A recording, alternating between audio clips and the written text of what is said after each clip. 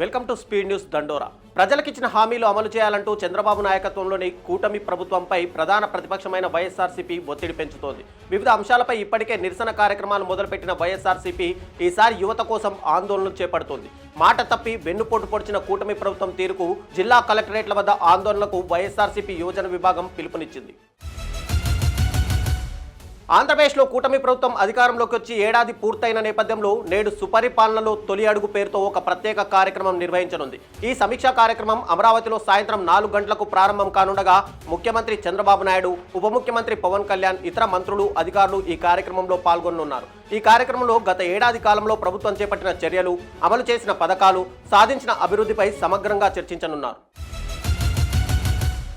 తెలంగాణ రాష్ట్ర కేబినెట్ సమావేశం నేడు సచివాలయంలో జరగనుంది. ఈ సమావేశంలో అనేక కీలక అంశాలపై చర్చ జరిగే అవకాశం ఉంది.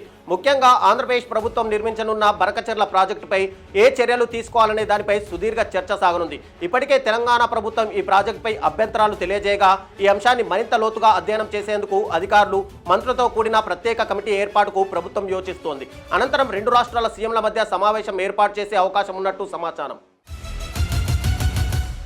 తెలంగాణలో రాజకీయాలు అనేక మలుపులు తిరుగుతున్నాయి. ప్రతిపక్షం బీఆర్ఎస్ పార్టీ అధినేత కేసీఆర్ కూతురు ఎమ్మెల్సీ కవిత బీజేపీ ఎంపీ అయిన ఆర్ కృష్ణయ్యను కలిసి మాట్లాడడం పొలిటికల్ గ్యాలరీలో తీవ్ర చర్చనీయాంశమైంది. ఈ భేటీలో వాస్తవంగా బీసీ రిజర్వేషన్ కోసం ఉద్యమించేందుకు ఉద్దేశించినదే అయినప్పటికీ దాని వెనుక రాజకీయ వ్యూహాలు స్పష్టంగా కనిపిస్తున్నాయి. బీసీలకు 42% రిజర్వేషన్లు ఇవ్వాలనే డిమాండ్ చేస్తూ కవిత తాజా వ్యూహం ప్రారంభించారు. జూలై 17న జాగృతి ఆధ్వర్యంలో రైలు రోకోకు సిద్ధమవుతున్నారు. దేశవ్యాప్తంగా రాజకీయ ఉత్కంఠకు తెరలేచింది. ఈరోజు ఉదయం 8 గంటలకు గుజరాత్, పంజాబ్, పశ్చిమ బెంగాల్, కేరళ రాష్ట్రాల్లో జరిగిన 5 అసెంబ్లీ నియోజకవర్గాల ఉప ఎన్నికల కౌంటింగ్ మొదలైంది. రాజకీయ విశ్లేషకులు, పార్టీ నాయకులతో పాటు జనం కూడా ఈ కౌంటింగ్ ఫలితాల కోసం ఆసక్తిగా ఎదురుచూస్తున్నారు. ఇది ప్రధాన పార్టీలు తమ భవిష్యత్తు వ్యూహాలను రూపొందించుకునేందుకు ముందు ఒక కీలకమైన సంకేతంగా మారనుంది. ఈ కౌంటింగ్ కోసం ఇప్పటికే కట్టుదిట్టమైన భద్రతా చర్యలు తీసుకున్నారు. మజ్లిస్ పార్టీ జూబ్లీహిల్స్ అసెంబ్లీ ఉప ఎన్నికలపై దృష్టి సారిస్తోంది. ఇప్పటికే పాతబస్తీలో ఎదురేని రాజకీయ శక్తిగా అవతరించిన ఆ పార్టీ జూబ్లీహిల్స్లో పాగా వేసేందుకు తీవ్ర ప్రయత్నాలు చేస్తోంది. సెగ్మెంట్లోని డివిజన్లలో ప్రాతినిధ్యం వహిస్తుండటంతో ఉప ఎన్నికల్లోనైనా జూబ్లీహిల్స్ అసెంబ్లీ స్థానాన్ని దక్కించుకోవాలని వ్యూహాత్మకంగా అడుగులు వేస్తోంది. ప్రస్తుతం అధికార కాంగ్రెస్తో సత్సంబంధాలు కలిగి ఉన్నప్పటికీ సిట్టింగ్ సీటు బీఆర్ఎస్ది కావడంతో పోటీలో ఉండాలని భావిస్తోంది. ఇజ్రాయెల్, ఇరాన్ మధ్య తీవ్ర ఉద్రిక్తతలు కొనసాగుతున్నాయి. ఈ నేపథ్యంలో టెల్ అవీవ్ తాజాగా భారీ స్థాయిలో దాడులకు దిగుతూ టెహ్రాన్పై బాంబుల వర్షం కురిపించింది. సుమారు 20 ఫైటర్ జెట్లతో ఈ దాడిలో 30కి పైగా బాంబులను ప్రయోగించినట్టు టెల్ అవీవ్ రక్షణ శాఖ అధికారికంగా వెల్లడించింది. ఈ దాడులు తమ భూభాగాన్ని టార్గెట్ చేసుకుని నిల్వ చేసిన క్షిపణులు ఉన్న స్థావరాలపై జరిగాయని తెలిపింది. ఇది తమను తాము రక్షించుకోవడానికి మాత్రమే ఈ దాడి చేశామని ఇజ్రాయెల్ వాదిస్తోంది. తెలంగాణ కాంగ్రెస్ పార్టీలో కొండా దంపతుల తీరు వివాదాస్పదంగా మారుతోంది.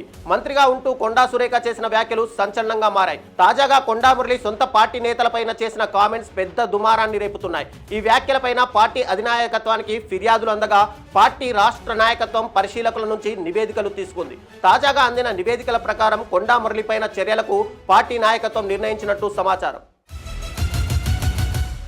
ఏపీ ముఖ్యమంత్రి నారా చంద్రబాబు నాయుడు సూచనల మేరకు విదేశాలలో శ్రీ వెంకటేశ్వర స్వామి మందిరాల నిర్మాణానికి కృషి చేస్తామని Tirumala Tirupati Devasthanam trust board chairman B R Naidu వెల్లడించారు.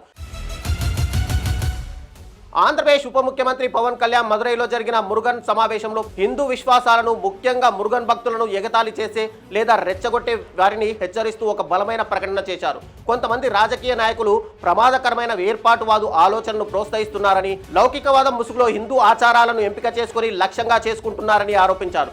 సజ్జనుడికి వచ్చే కోపం చాలా భయంకరంగా ఉంటుందని, నీతిగా నిజాయితీగా జీవితాన్ని కొనసాగించే వారిని అమాయకులుగా భావించి దాడి చేస్తే ఫలితాలు తీవ్రంగా ఉంటాయని పవన్ హెచ్చరించారు. తెలుగు రాష్ట్రాల్లో వాతావరణం ప్రజలకు ఊహించని షాక్ ఇస్తుంది. మరీ ముఖ్యంగా తెలంగాణలో ఏ రోజు ఎలా ఉంటుందో అర్థం కాని పరిస్థితి నెలకొంది.